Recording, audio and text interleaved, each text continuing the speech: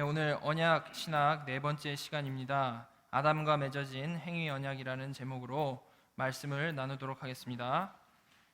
창세기 2장 16절에서 17절 같이 한 목소리로 봉독하도록 하겠습니다.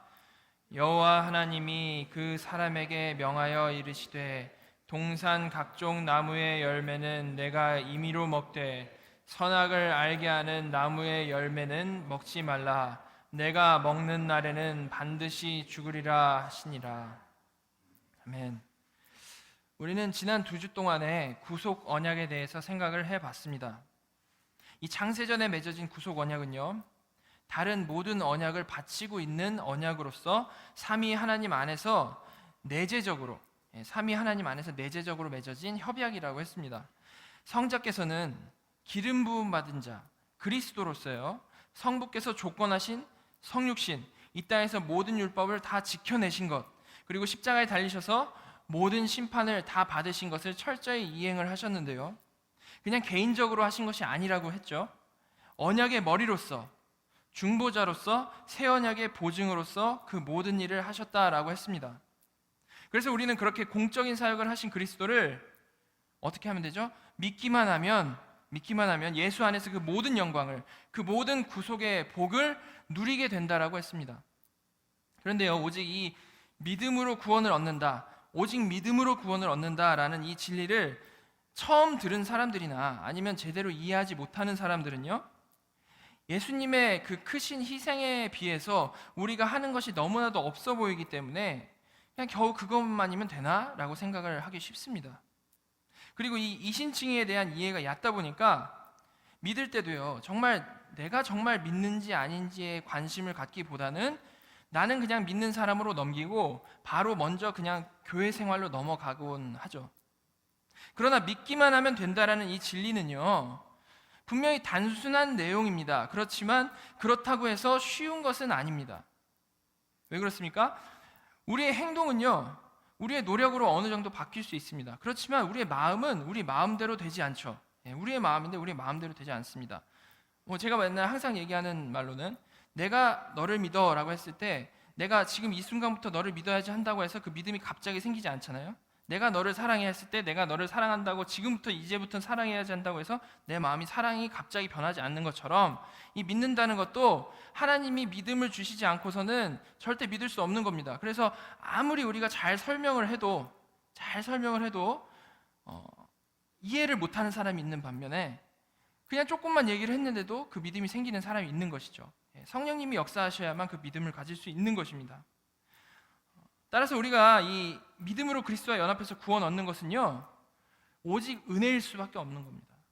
하나님께서 믿음을 주셔야 믿죠. 오직 은혜일 수밖에 없는 겁니다.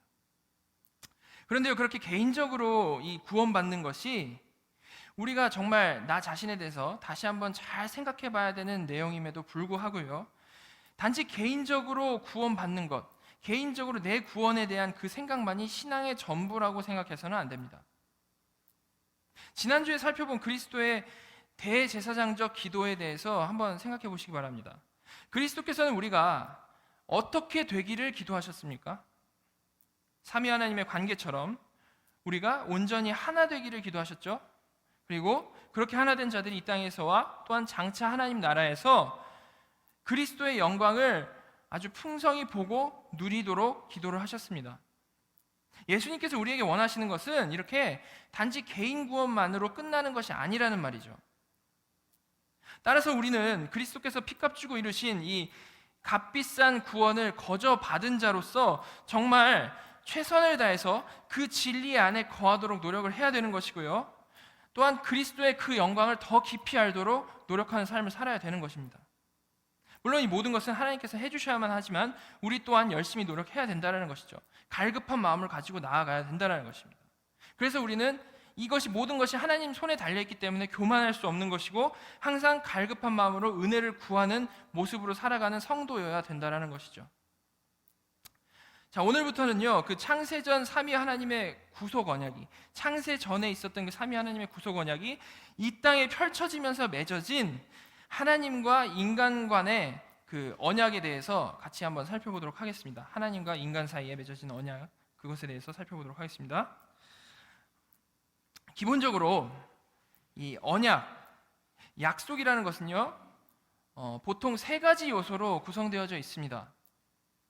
사람과 사람이 약속을 하더라도 이 세 가지는 만족해야 보통 약속이라고 생각할 수 있다는 것이죠. 그래서 이 세 가지를 살펴보면 먼저 언약이라고 하는 것은, 이 언약이라고 하는 것이 성립되기 위해서는 가장 먼저 뭐가 필요하겠습니까? 언약을 맺는 대상이 필요하겠죠. 뭐 사람이 있어야 언약을 맺겠죠. 너와 나가 있어야 그 언약을 맺는 것입니다. 그 대상이 가장 먼저 필요하겠고요. 그 대상, 당사자, 주체, 그 사람들이 필요한 것이고, 그렇게 당사자가 있으면 이제 두 번째로 뭐가 필요하겠습니까? 그 언약을 맺는 내용이 있어야겠죠. 두 사람만 있으면 안 되고 내용이 있어야 될 겁니다. 그렇죠? 그럼 이제 마지막으로는 뭐가 필요하겠습니까? 마지막으로 그 언약을 지켰을 때와 언약을 지키지 않았을 때 어떠한 일이 벌어지는지 그러한 상벌 조약이 있을 것입니다. 언약을 맺었는데 너가 깨게 되면 이렇게 될 거다, 잘 지키면 이렇게 된다라는 그러한 상벌 조약이 있는 것이 너무나도 당연한 것입니다.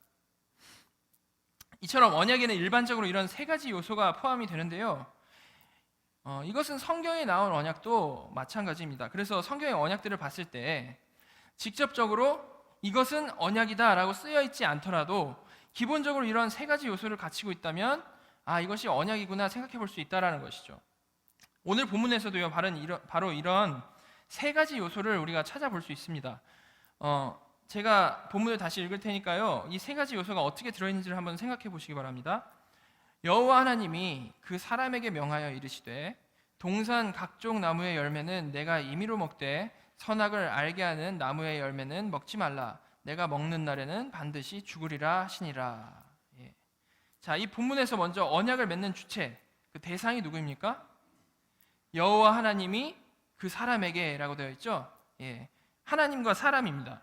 자, 그럼 둘째로 내용이 뭡니까? 동산 각종 나무의 열매는 내가 임의로 먹되 선악을 알게 하는 나무의 열매는 먹지 말라. 이것이 언약의 내용이죠.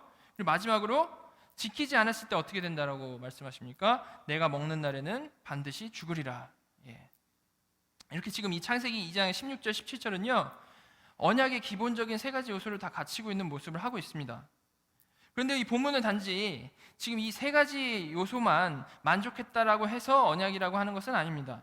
성경의 다른 부분에서 이 부분이 언약임을 분명히 말하고 있습니다. 호세아서 6장 7절 제가 읽겠습니다. 그들은 아담처럼 언약을 어기고 거기에서 나를 반역하였느니라.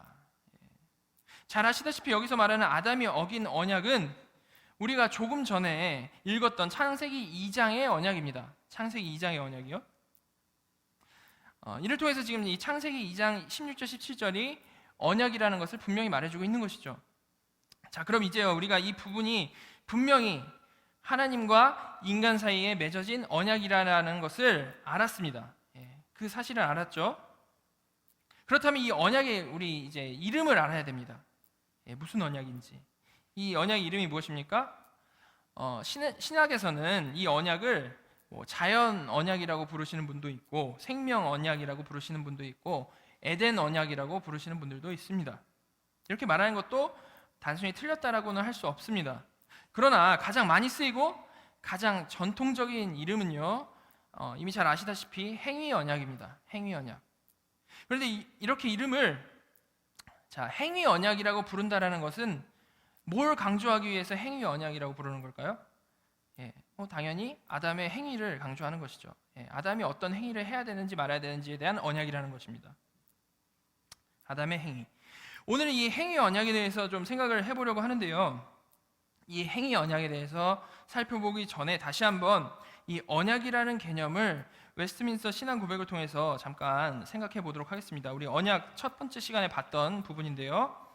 웨스트민스터 신앙 고백 7장 1항에 제가 읽겠습니다. 하나님과 피조물의 격차는 너무나도 크기 때문에 이성적인 피조물이 창조주이신 그분께 온전히 복종한다고 해도 그분께 축복이나 상급을 요구할 수 없고 그분이 자원에 허락해 주셔야만 비로소 그것들을 얻을 수 있다. 하나님은 이를 언약으로 나타내기를 기뻐하셨다.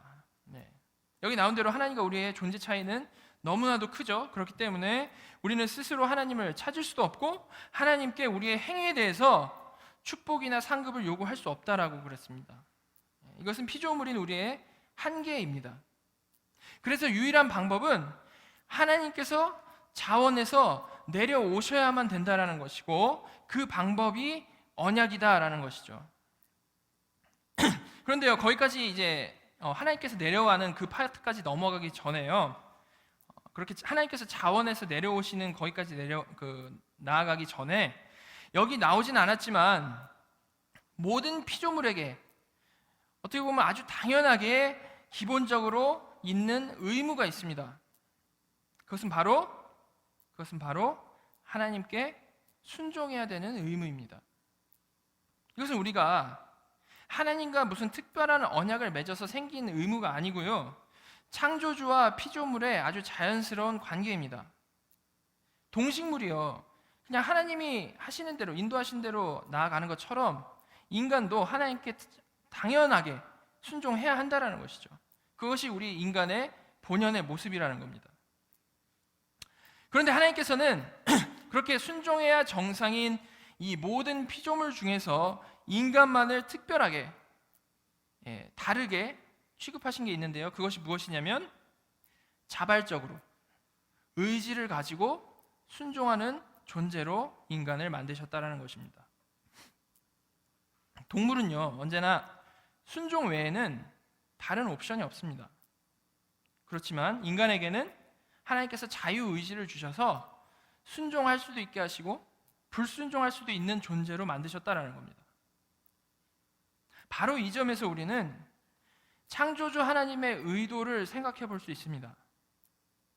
자, 인간들이 허구로 만들어낸 신을 우리가 좀 생각을 해보면요, 보통 이 신들은 어떻습니까? 뭐 있지도 않지만 인간들이 상상으로 만들어낸 그런 우상들을 생각을 해보면 이런 가짜 신들은 인간들의 순종을 이용해서 자신의 욕심을 채우는 신들입니다. 그래서 이런 신들에게 인간은 뭘 해야 됩니까? 뭘 갖다 바쳐야 되고 희생을 해가지고 그 신을 기쁘게 만들어줘야 됩니다. 우리가 얼마나 노력하냐에 따라서 그 신이 기쁘면 그 신이 이제 반대급부로 뭘 주는 게 이런 일반적인 우상의 컨셉인 것이죠. 그러나 우리의 이 진짜 하나님은요, 부족함이 없으신 창조주 하나님이십니다. 인간의 순종을 통해서 인간을 부려먹을 필요가 없으신 분이라는 것이죠. 만약에 하나님께서 우리를 그냥 단지 부려먹을 목적으로 우리를 창조하셨다라면요, 이처럼 이렇게 우리에게 자유의지를 주실 필요가 없고 로봇처럼 만드시면 됐죠. 그냥 원하시는 거 하시기 위해서 로봇처럼 막 움직이게, 하나님이 원하시는 대로 움직이게 하는 그런 인간을 만드셨으면 됐을 텐데 그게 아니라 우리에게 자유의지를 주셨다라는 것입니다. 하나님께서는 이렇게 인간에게 자유의지를 주셔서 순종과 불순종을 택할 수 있는 그러한 존재로 만드셨다라는 것이죠. 자, 그럼 이 자유의지를 주셨다라는 것의 의미가 뭘까요? 그것은 창조주 하나님께서 인간에게 자발적 순종, 자발적 사랑, 의지적 사랑, 의지적 순종을 기대하신다라는 것이죠. 기계적으로 로봇처럼 하나님을 사랑하는 존재로 그냥 만드신 게 아니고 자발적으로 선택할 수 있는데 하나님을 사랑하는 존재가 되게 하기를 원하셨다라는 것이죠. 자, 그런데요, 존재적으로 인간은 하나님과 너무 차이가 나기 때문에 하나님께 먼저 나아갈 수 없는 존재라고 했습니다. 그래서 하나님께서는 우리에게 먼저 손을 뻗치신 것이고 그 손을 뻗치신 방법이 신앙고백에서 보신 대로 언약이라는 것이죠. 하나님께서 인간이 자발적으로 하나님 말씀에 순종할 수 있도록 하나님께서 먼저 말씀을 하셔서 요대로 하면 너가 순종이다라는 그 길을 만들어 놓으신 것이죠. 말씀을 하심으로 인해서 이런 언약을 맺으심으로 이렇게 하면 내가 순종이다라는 것을 이렇게 하나님께서 길을 내주신 겁니다. 그러니까 우리가 이 율법 하면 되게 우리를 고통스럽게 하는 거라고 생각하지만 하나님께서는 우리에게 길을 내주신 겁니다. 그렇게 하면 너가 나를 사랑하는 길이다라는 것이죠. 사람으로 생각해 보면 아직 어려서 의지적으로 표현을 못하는 아기에게 부모가 먼저 손을 내민 겁니다. 그게 언약입니다. 그런데 하나님께서 자원에서 낮아지셔서 인간과 맺으신 언약 중에 가장 첫 번째로 맺으신 언약이 바로 이 행위 언약이라는 것입니다. 가장 첫 번째로 맺으신 언약. 자, 그래서 이어지는 신앙 고백에서요, 웨스트민스터 신앙 고백에서는 이렇게 말합니다. 웨스트민스터 신앙고백 7장 2항입니다. 제가 읽겠습니다. 사람과 맺은 첫 언약은 행위 언약이었다.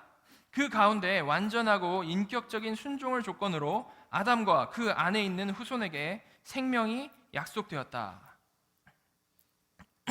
여기서 말하는 아담이 생명을 얻기 위해 해야 할 이 완전하고 인격적인 순종, 완전하고 인격적인 순종의 내용이 뭡니까? 좀 전에 우리가 창세기 2장에서 살펴봤던 동산 각종 나무의 열매는 내가 임의로 먹되 선악을 알게 하는 나무의 열매는 먹지 말라라는 명령입니다. 그렇죠? 이 명령을 아담이 자발적으로 그리고 의지적으로 지키면 아담과 그의 후손에게 이 신앙고백에 나온 대로 생명이 약속된다라는 것이죠. 이때 아담은요, 이 조건에, 하나님이 거신 이 조건에 순종할 수 있었을까요? 네, 아담은요 충분히 그럴 수 있는 존재였습니다.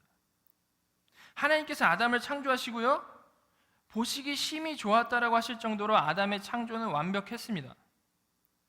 지금의 인간은요, 원죄로 인해서 기본 상태가 죄인이 되어버렸기 때문에 기본적으로 순종이 불가능한 존재가 되어버렸죠.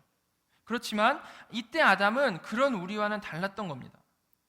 하나님께서는 순종할 수 있는 능력을 가진 아담에게 다른 무슨 어떤 특별한 노력이 필요한 것이 아니고 마음만 먹으면 순종할 수 있는 아주 쉬운 조건을 주신 것이죠. 막 열심히 노력하다가 능력 부족으로 삐끗한 게 아니고 그냥 마음만 먹으면, 마음만 변치 않으면 순종 가능한 조건을 아담에게 주신 겁니다. 그런데 이런 조건적 언약에 대해서 아담은 언제까지 순종을 해야 됐을까요? 언제까지 순종을 하면 그 약속된 생명을 얻을 수 있었을까요? 그것은요 무한정이 아니었습니다. 하나님께서 정해놓으신 기간 동안 잘 지키면 지금 우리가 이 소망하면서 사는 새하늘과 새 땅과 같은 그러한 더 높은 상태로 갈 수 있었던 것입니다. 많은 분들이 이런 생각을 잘 못하는 이유가, 오해하시는 부분이 뭐냐면 에덴을 천국이라고 생각을 하는 분들이 있기 때문에 그런데요, 에덴은 천국이 아니고 에덴은 하나님 나라의 모형이죠. 그러니까 그 모형을 통해서 그 아담도 장차 갈 곳이 있었다라는 겁니다. 그래서 신학에서는 이 아담이 선악과를 따먹지 않고 하나님의 명령을 지켜야 하는 기간이 있다라고 보는데 그것을 probation period, 시험 기간이라고 말을 합니다. 이 부분에 대해서 이승구 교수는 이렇게 말합니다. 제가 읽겠습니다. 창조함을 받은 인간은 창조받은 그 상태에서 영원토록 있도록 의도된 것은 아니었다. 이 상태는 온전하고 거룩하며 좋은 상태였으나 하나님께서는 사람들의 언약적 대표로서 아담이 하나님의 명령과 뜻에 의존하여 온 땅을 다스리면서 일정한 기간을 잘 지내고 나면 아담뿐만이 아니라 온 인류가 모두 더 높고 온전하며 생명의 의미로 충만한 더 높은 상태에 이르도록 하셨다. 그래서 이 기간을 프로베이션 피리어드라고 부른다. 그러므로 하나님께서는 인간이 처음 창조함을 받은 상태보다 더 높은 단계로 가도록 하셨던 것이다. 이것은 창조함을 받은 원 상태에 있었던 아담의 상태보다 더 높은 단계의 생명이 있음을 보여주는 것이다. 이 프로베이션 기간 동안 하나님께서 알려주신 이 매우 쉬운 언약이죠. 매우 쉬운 언약에 아담이 자발적으로 잘 순종하기만 하면, 잘 지키기만 하면 약속된 생명을 얻을 수 있었던 아담이었다라는 것입니다. 그런데요, 잘 아시는 바와 같이 아담은 이 프로베이션 기간에 선악과를 따먹음으로 불순종하는 죄를 저질러 버렸습니다. 자, 여기서 한 가지 질문을 하고 싶습니다. 여러분들은 이 선악과에 대해서 어떻게 생각을 하셨습니까? 지금까지요. 기본적으로 선악과 따먹은 것 때문에 우리는 영벌에 떨어지게 되었습니다. 상당히 많은 사람들은 이 선악과 이야기를 듣고 과일 하나 따먹었다라고 해서 하나님께서 영벌을 내리시는 것은 너무한 게 아니냐라고 생각하는 분들이 있습니다. 그렇잖아요. 우리가 다 죄인이 됐는데 인류의 첫사람이 과일 하나 따먹었다라고 해가지고 우리가 다 죄인 됐다라는 건 좀 너무한 거 아니냐라고 그렇게 생각하는 분들이 있죠. 여기 계신 분들은 오래전부터 이 선악과에 대한 이야기를 들어오셨기 때문에 아무렇지 않게 받아들여질지 모르겠지만요. 사실 뭐 처음 믿거나 믿지 않는 사람들은 이 말씀을 되게 의아하게 생각을 하죠. 그런데 사실 이 익숙한 이것에 이 말씀에 대해서 익숙한 우리도요. 이 선악과에 대해서 그냥 익숙해졌기 때문에 의문이 들지 않는 수준이라면 조금 더 생각을 해봐야 됩니다. 우리 모두가 죄인이 된 사건인데 우리가 대충 넘길 수는 없잖아요. 자, 이 선악과의 의미를 좀 우리가 제대로 이해해봤으면 좋겠는데요. 이걸 제대로 이해하기 위해서는 먼저 우리가 하나님께서 아담과 행위 언약을 맺으시기 전에 내려주신 복에 대해서 좀 생각을 해봐야 됩니다. 창세기 1장 26절부터 28절인데요. 제가 읽을 테니까요. 눈으로 따라와 주시기 바랍니다.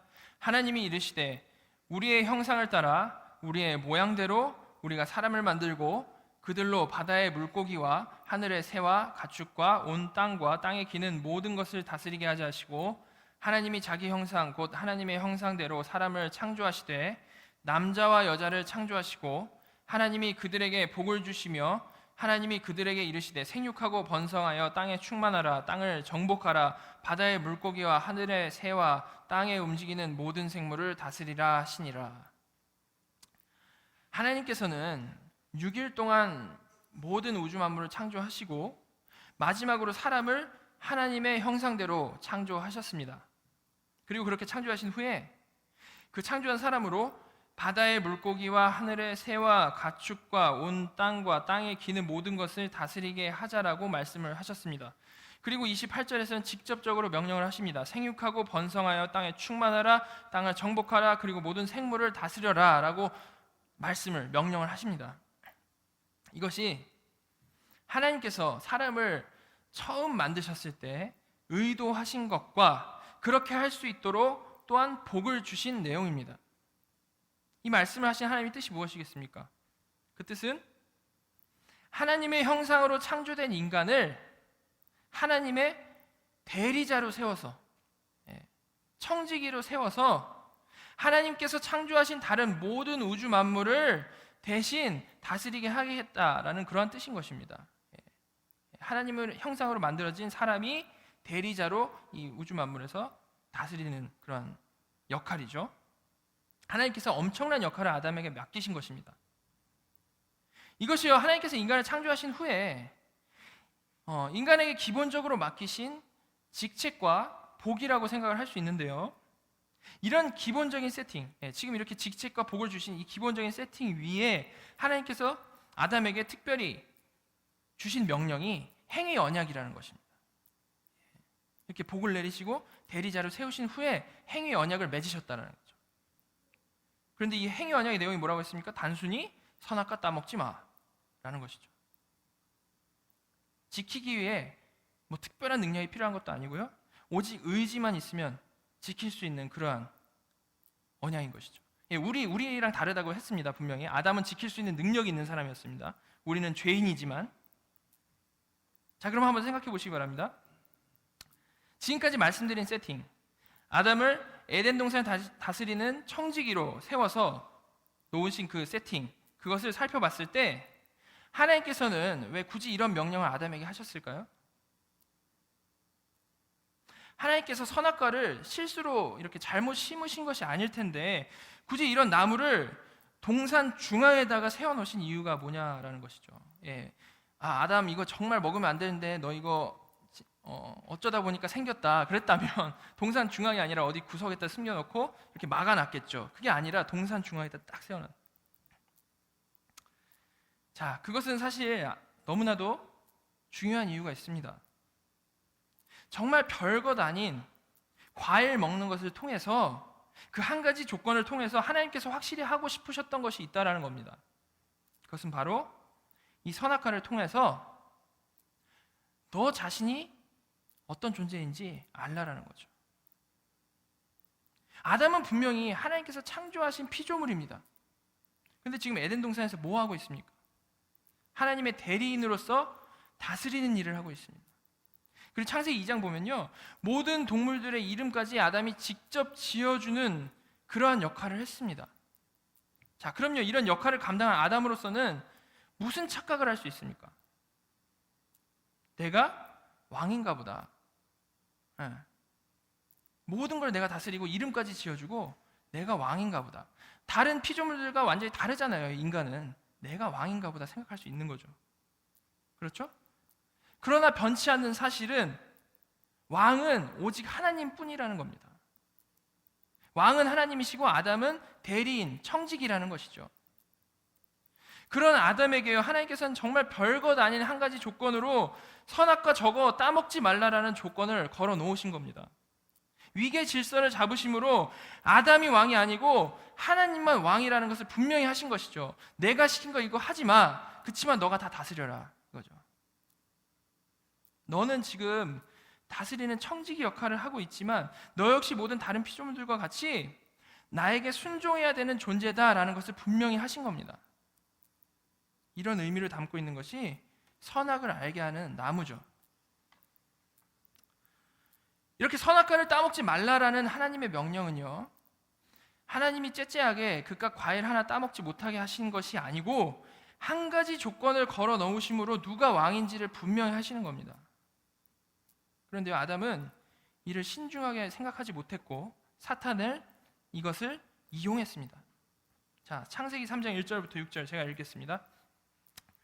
그런데 뱀은 여호와 하나님이 지으신 들짐승 중에 가장 간교하니라. 뱀이 여자에게 물어 이르되 하나님이 참으로 너희에게 동산 모든 나무의 열매를 먹지 말라 하시더냐? 여자가 뱀에게 말하되 동산 나무의 열매를 우리가 먹을 수 있으나 동산 중앙에 있는 나무의 열매는 하나님의 말씀에 너희는 먹지도 말고 만지지도 말라 너희가 죽을까 하노라 하셨느니라. 뱀이 여자에게 이르되 너희는 결코 죽지 아니하리라. 너희가 그것을 먹는 날에는 너희 눈이 밝아져 하나님과 같이 되어 선악을 알 줄 하나님이 아심이니라. 여자가 그 나무를 본즉 먹음직도 하고 보암직도 하고 지혜롭게 할 만큼 탐스럽기도 한 나무인지라. 여자가 그 열매를 따먹고 자기와 함께 있는 남편에게도 주매 그도 먹은지라. 우리가 잘 아는 사탄이 하와를 꿰어서 선악과를 따먹게 하는 장면입니다. 그런데 잘 보시면 뱀이 결정적으로 무엇을 건드리니까 여자가 넘어옵니까? 5절에 너가 이거 먹으면 하나님과 같이 되어 선악을 알게 될 거다. 하나님과 같이 되어서 선악을 알게 될 거다. 지금 아담과 하와의 상태는요, 그야말로 모든 것을 다 가진 상태였습니다. 다 가진 상태. 근데 한 가지, 하나님이 금하신 선악과만 따먹을 수 없는 존재였던 것이죠. 그런데 그것만 먹으면 하나님처럼 된다. 즉 너가 왕이 될 수 있다라는 그 사탄의 교설에 넘어간 것입니다. 여기서 아담과 하와는요, 단지 선악과 따먹은 것만이 죄가 아닙니다. 그 행동 이전에 그 행동의 동기가 되는 너무나도 큰 죄를 먼저 짓게 된 것입니다. 그것은 하나님 말씀보다 사탄의 말을 더 신뢰한 죄입니다.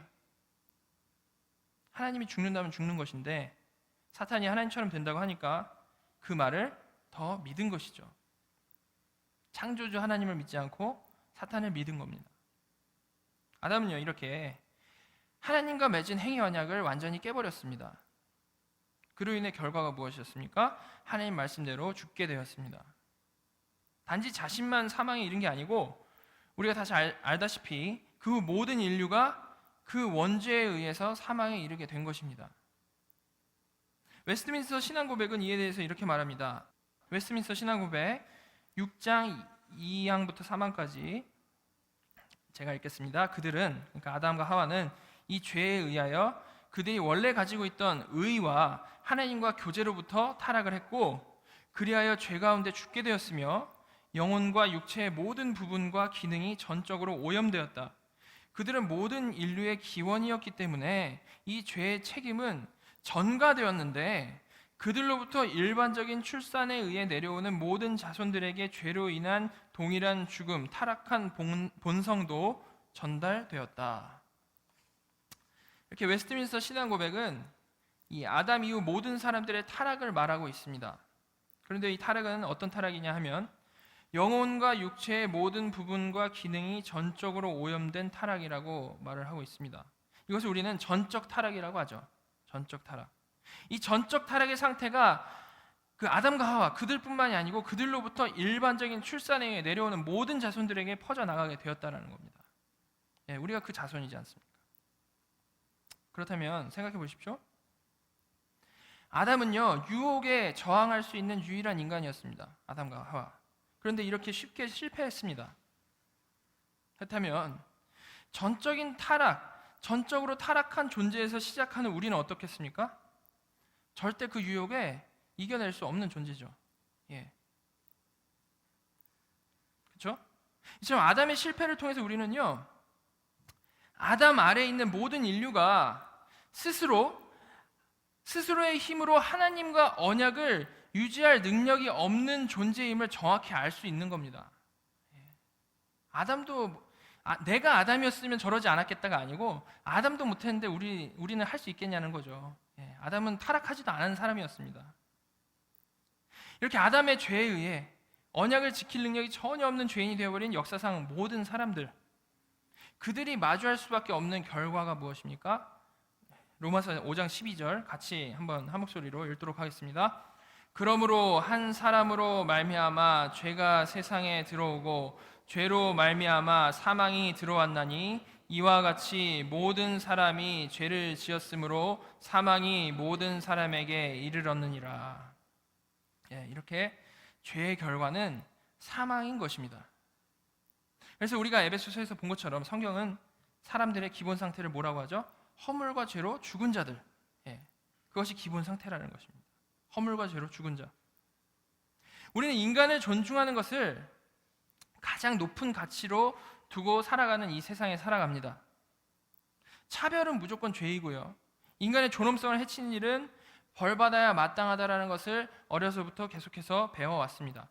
예, 맞습니다. 우리 인간들 사이에서는 그렇습니다. 그런데요, 하나님께서는 아담 이후 그 원죄로 인해서 모두 죄인이 되어버린 인간들을 그렇게 존중할 자로 하나님은 보시는 것이 아니고 죽은 자들로 보신다라는 겁니다. 반역자죠.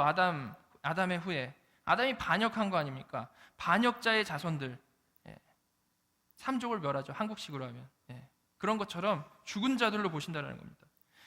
우리 눈으로는 아무리 아름다워 보일지라도, 아무리 착해 보인다 할지라도, 아무리 멋있어 보인다 할지라도 하나님의 눈으로는 죽은 자, 죄인이라는 것이죠.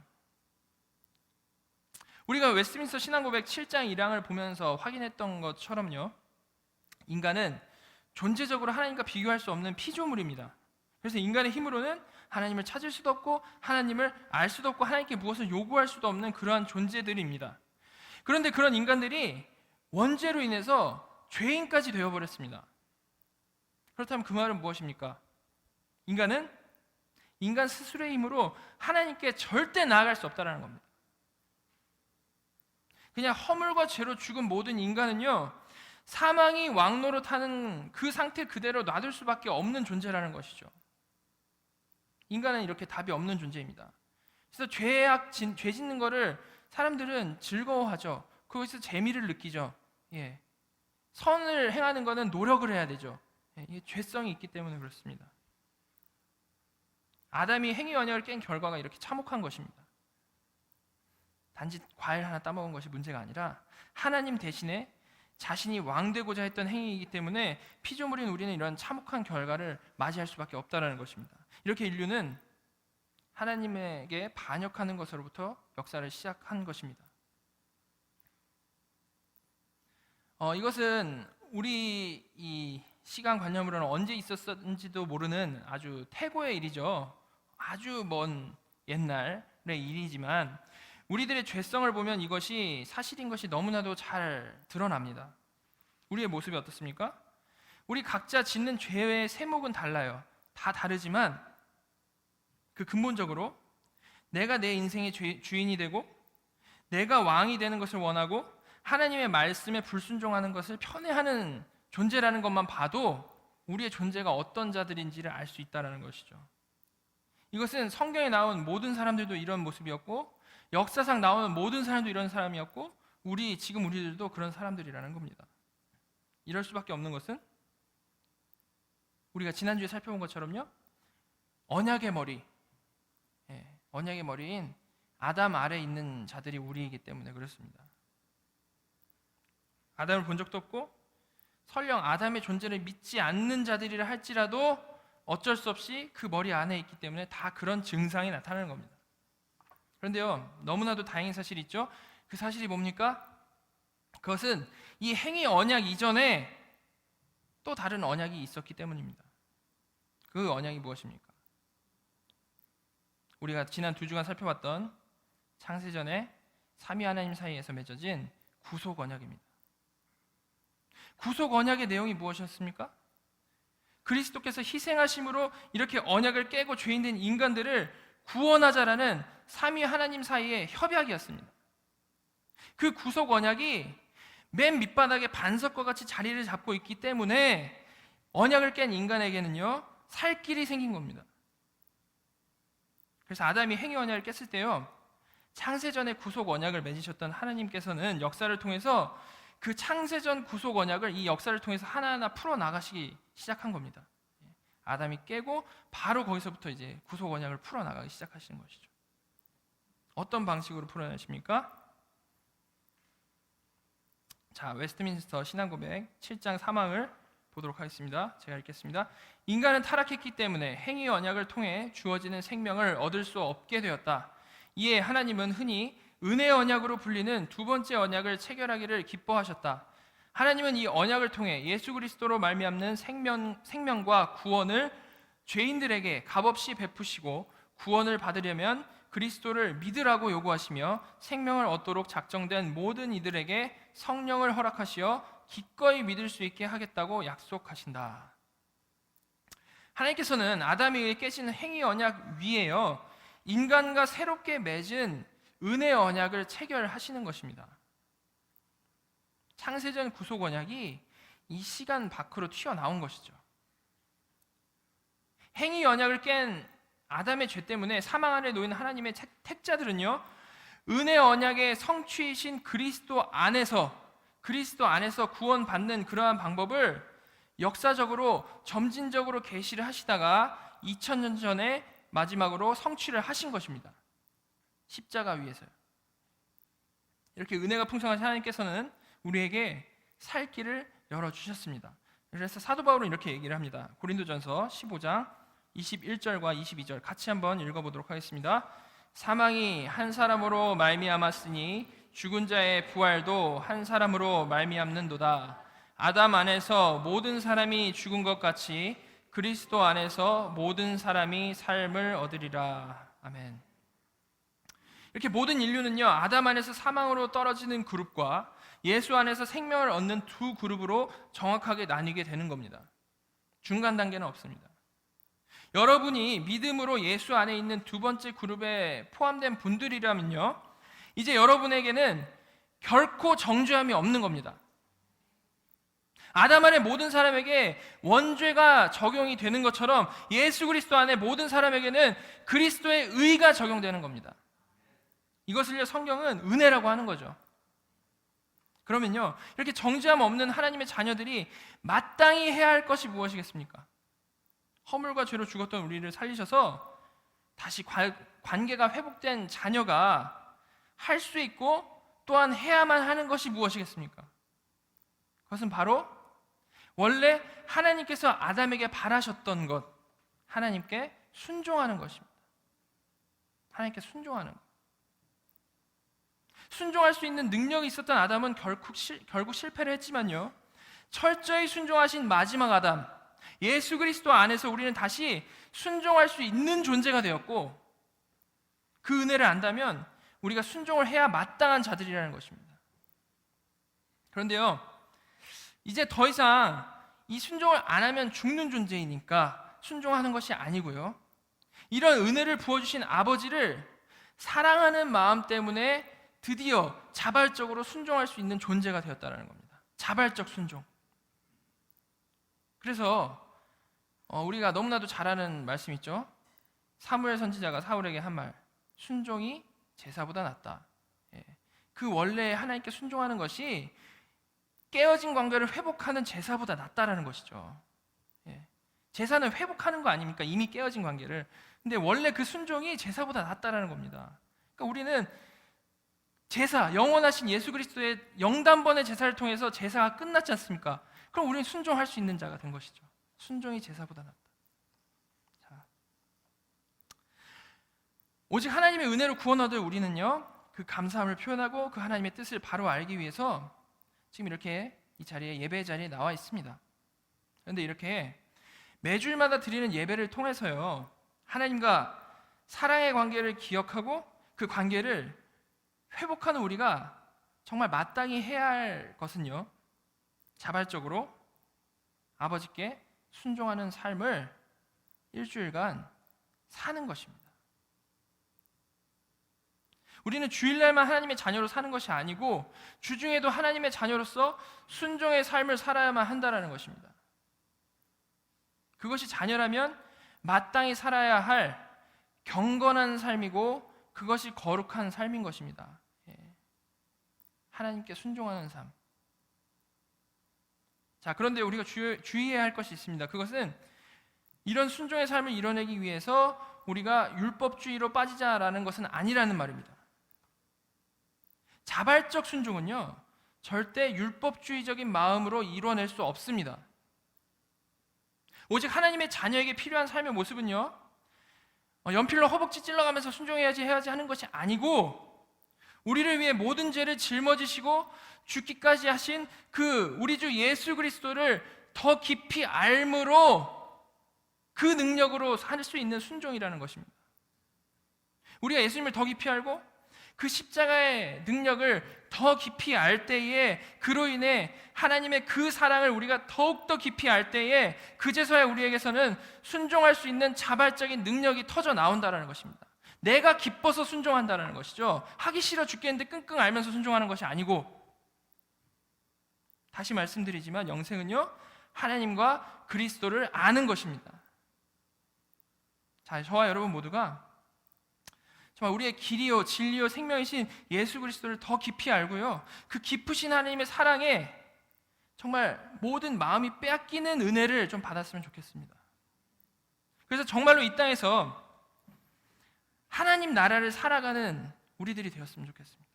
하나님께 자발적으로 정말 기쁨으로 순종하며 살아가는 저와 여러분이 되기를 간절히 바랍니다. 같이 기도하도록 하겠습니다. 사랑의 하나님 아버지, 주님의 은혜에 감사드립니다. 정말